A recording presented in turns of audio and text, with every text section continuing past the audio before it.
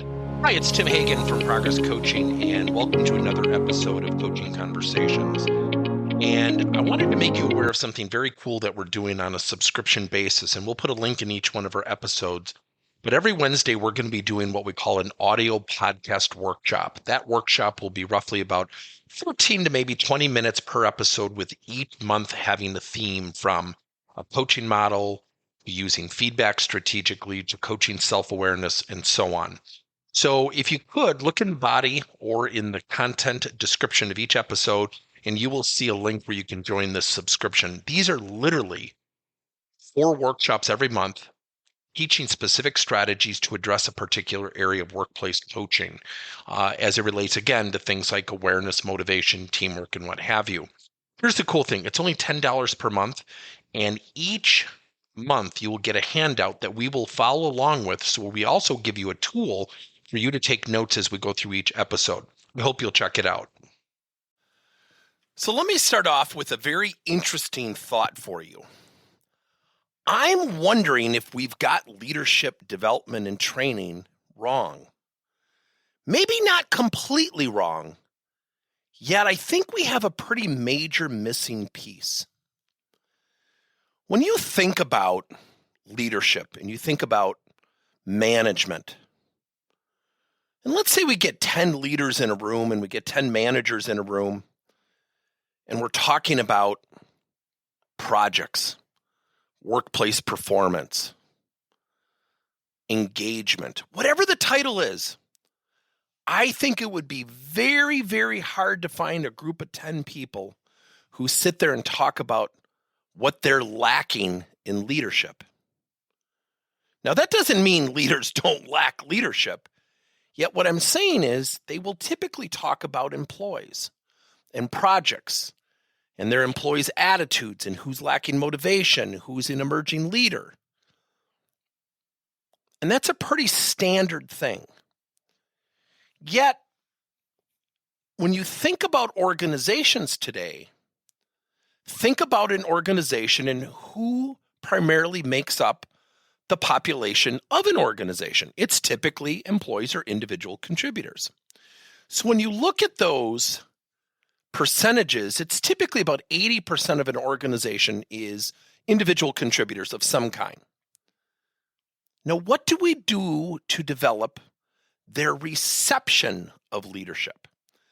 One of the things for past 30, 31 years I've done is coached boys volleyball. And I bring this stuff up all the time for an example, and really for a very specific reason. I tell guys all the time, it's about we, not me. If it's about me, it's about my ego. I will not tolerate that. It's the first thing I do after every season. I start my first practice the next season with that message.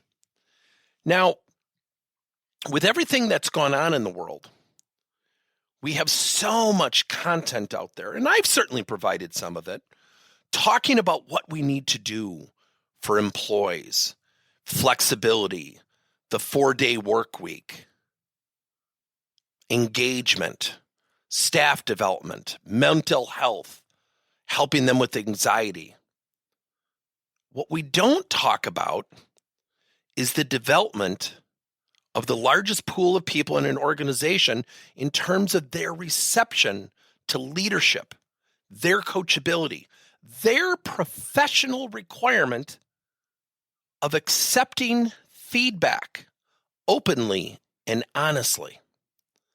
Now, the reason I bring up boys volleyball is think about someone going through high school or college. They go typically 8 to 10 years over that time span. Not once will they attend a class on the reception of feedback or what it's like to be a great teammate.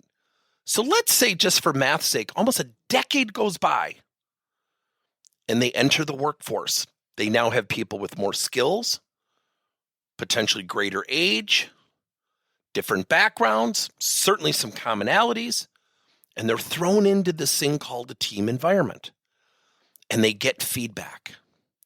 The boss says, come in my office right away, I need to see you. And for whatever reason, the boss gives constructive feedback, and there is nothing wrong with that. something happens after that feedback. We don't talk about it enough. We don't acknowledge it enough. And if we don't acknowledge it, we can't fix what we don't acknowledge. That person, let's say in their first year of employment, is going to go back to this thing called the cubicles, where the bulk of people sit. Could be offices, could be cubicles, yet it's the employee population. And somebody's going to say, what did the boss say? He said, well, he had to give me some constructive feedback in XYZ. And you know what happens? The undermining starts. The dismissiveness of the feedback starts. Not all the time. Typically, you'll hear, "Oh yeah, he did the same thing with me." Just forget it. You'll get past it. He'll forget about it. Don't worry about it. And what happens is, our own pools of people will discount one another's development because they haven't been taught coachability, feedback reception, how to seek and accept feedback. So we have actually developed something here at Progress Coaching called feedback progressions.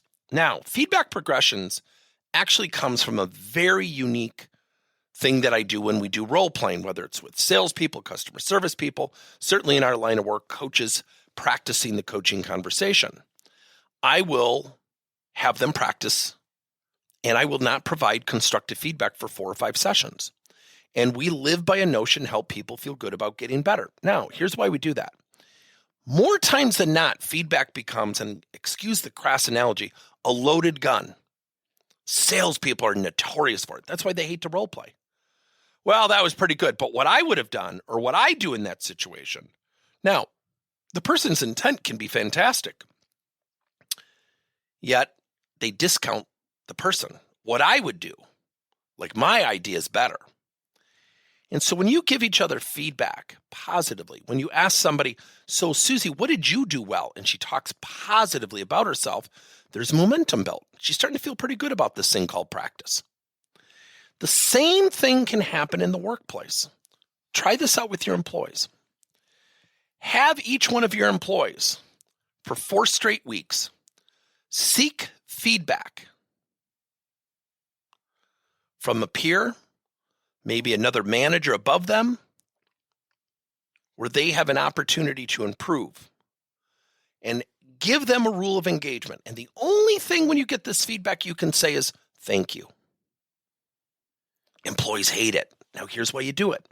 See, when we're getting feedback and we're in that moment, we tend to get triggered by what we agree with or disagree with. Therefore, it transitions into whether I will accept or dismiss the feedback. Think about it. When was the last time someone gave you feedback you disagreed with? You don't go into the stratosphere of mindset growth saying, oh, wow, but this is a perception I need to control, which is probably true. We tend to go into a mindset of, well, that's just not true, and we discount it. What happens over time, time does a wonderful thing. It gives us reason to think. So by saying thank you for the feedback and not reacting in the moment, more times than not, people come to the conclusion, wow, maybe I do that. Because more times than not, when we're in the moment and we discount it, we dismiss it from our minds. Think about 2 people who get in an argument, only to have those 2 people come back a couple days later and say, look, I was thinking about our argument. I said some things. I was out of line. I just wanted to apologize. And that's pretty common. Well, what changed? What changed was when they were in the moment and they were talking and they got heated, they lost perspective. They went into agree-disagree mode when they heard feedback. Yet time does a wonderful thing. If we could teach, and we can, if we can teach the largest percentage of people in our organization to receive coaching and feedback as well as give it, it will strengthen the major percentage of our organizations to accept leadership, to accept coaching, to accept feedback. Wouldn't our organizations be more engaged and work more effectively together? Let me know your thoughts. Thank you for listening to another episode of Coaching Conversations by Tim Hagen and Progress Coaching. Now, our company is always coming out with new and innovative solutions to help leaders coach their employees. And recently, we just created a new service called Coach to You, where leaders can pick and choose topics and assign 7 to 21 day programs for employees to learn and, more importantly, apply actions and then reflect and share what they're going to do going forward as a result of the learning. It's called Coach to You. We're literally bringing coaching to your employees. If you're intrigued, we'll have a link in each one of our episodes where you can get more information. And again, thank you so much for listening to another episode.